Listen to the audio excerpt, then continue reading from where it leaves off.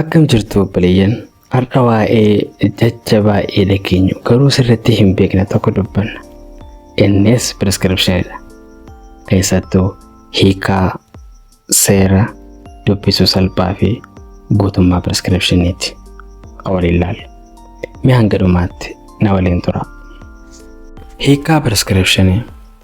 Prescription jechuun ajaja yaalaa yookiin waraqaa qorichaadha. Innis Doktari yookiin ogeessi fayyaa hayyama qabu dhukkubsataa tokkoof qoricha kam akka fayyadamu, akkamitti, hamma meeqa fi yeroo meeqaaf akka fudhatu barreessu jechuudha. Prescriptioniin maaliif keessaa qaba?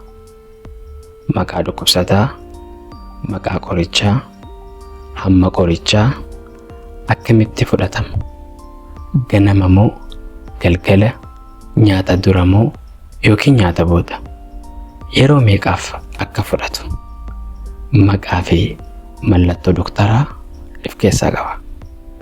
Seera prescriptionii. Prescriptioniin seera qabeessa ta'uu qaba. Mallattoo fi guyyaa ogeessa hayyamamee irraa qabaachuu qaba.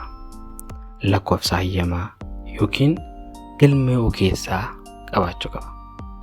Sababa fayyaa sirrii irratti prescriptioniin barreeffamuu qaba. Prescriptionii haala salphaan dubbisuu. Prescriptionii haala salphaan dubbisuun baay'ee barbaachisaadha. Barreeffamni akka salphaatti dubbifamuu qaba.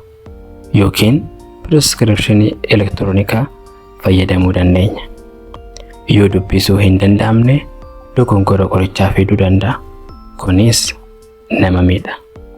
Guutummaa prescriptionii. Guutummaa prescriptionii jechuun wanta barbaachisu hunda keessa jiraachuu qaba. Prescriptionii keessa maqaa qorichaa, hamma isaa, foormii qorichaa, akkaataan itti kennamu, yeroo fudhatu guutuu qabaachuu qaba. Prescription guutuu hin taane sirreessuu qabna osoo dhukkubsataaf hin kennin dura. Walumaa galatti hiikaa seera dubbisuu salphaa fi guutummaa prescriptionii sirriitti hubachuun qoricha sirrii fi nageenya fayyaa mirkaneessa. Yeroo hundaa gochuu hin dagatinaa. Galatoomaa.